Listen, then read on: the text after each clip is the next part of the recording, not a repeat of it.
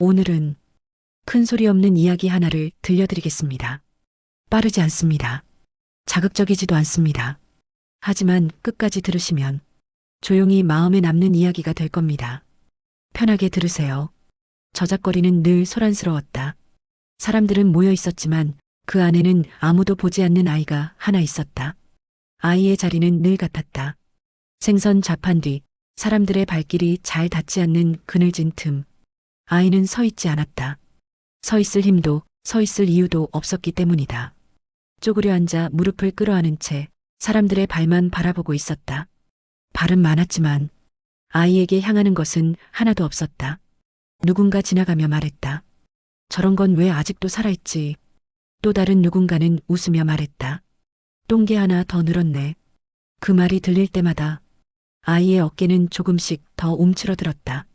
아이는 울지 않았다. 울면 더 맞는다는 걸 이미 너무 일찍 배워버렸기 때문이다. 배는 고팠다. 늘 고팠다. 아이의 눈은 바닥에 떨어진 음식 부스러기를 쫓았다. 하지만 손을 뻗을 때마다 먼저 날아오는 것은 발길질이었다. 아이는 마저도 소리를 내지 않았다. 소리를 내면 더 재미있어 한다는 걸 알고 있었기 때문이다. 그날도 그랬다. 해가 중천에 떠 있었고 저작거리는 가장 시끄러웠다. 아이의 손이 떡 부스러기 하나에 닿으려는 순간 누군가의 발이 그것을 멀리 차버렸다. 아이는 손을 거두었다. 그리고 고개를 숙였다. 그때였다. 아이 앞에 멈춰선 발. 그 발은 아이를 차지 않았다. 한참을 그대로 서 있었다. 여기서 뭐하고 있느냐? 낯선 목소리였다. 거칠지만 비웃음이 섞이지 않은 목소리. 아이는 대답하지 않았다. 대답하면 또 무슨 꼴을 당할지 몰랐기 때문이다. 그 남자는 기다렸다. 아이에게는 처음 있는 일이었다. 기다림은 아이를 더 불안하게 만들었다. 그래서 아이는 더 깊이 고개를 숙였다. 갈 곳은 있느냐? 아이는 아주 천천히 고개를 저었다. 그 순간 아이의 삶은 처음으로 방향을 바꾸기 시작했다. 머슴의 집은 작았다. 하지만 저작거리보다는 훨씬 조용했다. 아이는 문 앞에서 한참을 서 있었다. 들어가도 되는지, 들어가면 쫓겨나지는 않을지. 머슴은 말없이 아이를 안으로 밀어넣었다. 여기선 맞을 일 없다. 그 한마디가 아이의 가슴을 이상하게 만들었다. 아이의 하루는 여전히 고단했다. 물 길어오고 장작을 패고 마당을 쓸었다. 하지만 맞지는 않았다. 머슴은 아이를 부를 때 늘 같은 이름을 썼다. 똥개. 아이에게는 익숙한 말이었다. 그래서 아프지 않았다. 차라리 이름이 있는 것 같아서 조금 안심이 되기도 했다. 서당에 갈 때도 아이는 따라갔다. 머슴은 아이를 혼자 두는 것이 괜히 마음에 걸렸다. 서당 아이들은 아이를 밀쳤다. 냄새난다. 똥개가 뭘 배운다고. 아이는 반항하지 않았다. 그저 구석에 앉아 고개를 숙였다. 하지만 귀는 열려 있었다.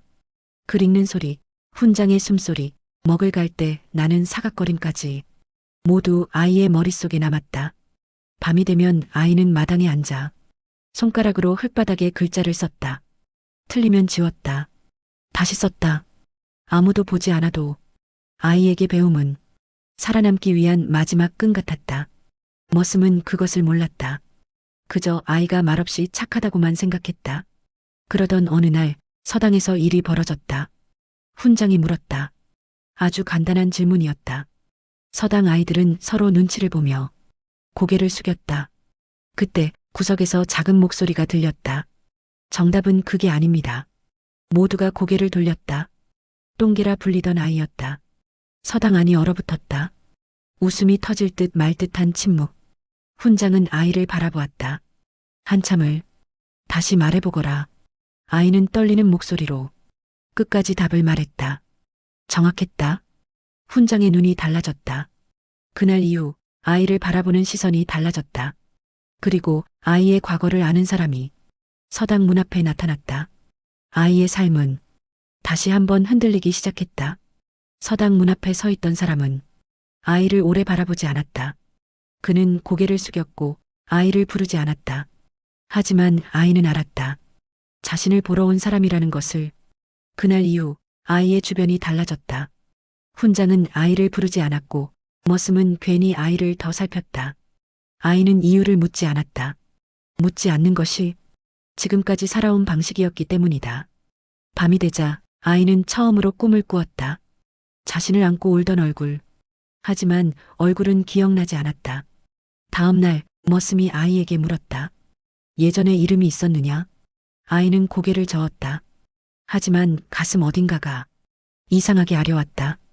그날 밤 서당 앞에서 만났던 그 남자가 머슴을 찾아왔다. 그 아이를 데리고 계신 겁니까? 머슴은 대답하지 않았다. 남자는 낮게 말했다. 그 아이는 그냥 버려진 아이가 아닙니다. 아이의 운명이 그날 밤 다시 움직이기 시작했다. 아이의 답은 늘 정확했다. 한 번 들은 글은 잊지 않았고 한 번 본 문장은 머릿속에 남았다.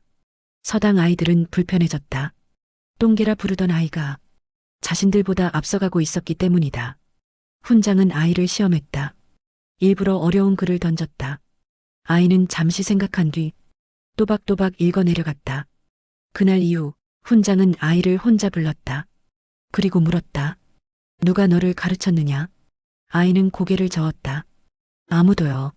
훈장은 더 묻지 않았다. 서당 밖에서 아이를 지켜보는 시선이 늘어났다. 그 남자는 다시 나타났다. 이번엔 머슴에게 말했다. 이 아이는 여기에 있어선 안 됩니다. 머슴은 처음으로 화를 냈다. 그 아이는 내가 데려왔다. 남자는 조용히 고개를 끄덕였다. 그래서 더 위험합니다. 그날 밤 아이의 꿈은 더 선명해졌다. 비단 옷, 불빛, 그리고 울음소리. 아이는 잠에서 깨어 한참을 떨었다. 서당에서 문제가 생겼다. 아이의 글이 사람들 사이에 돌기 시작했다. 누군가는 알아보았다. 그 문체를, 그 방식의 사고를. 훈장은 머슴에게 말했다. 이 아이는 평범하지 않습니다. 머슴은 처음으로 아이의 얼굴을 오래 바라보았다.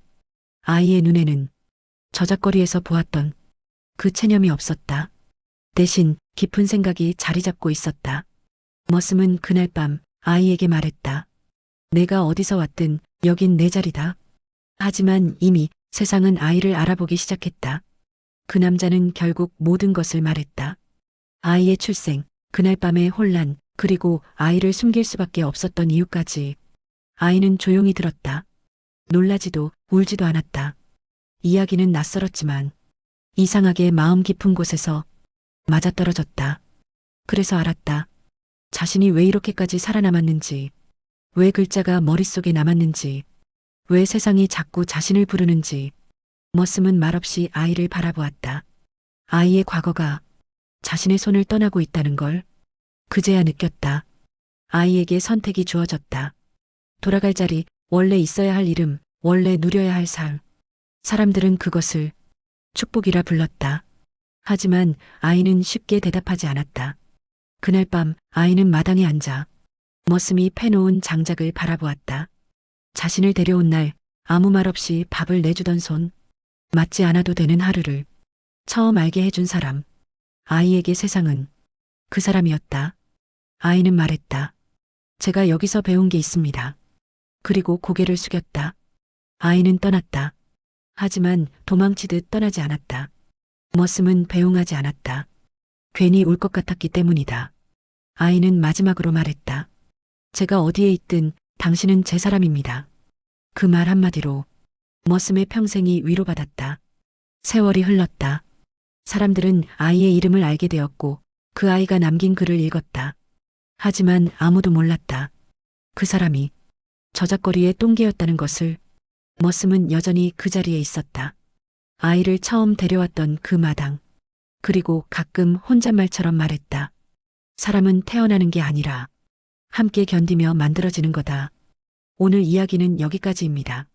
조용히 남는 이야기였으면 좋겠습니다.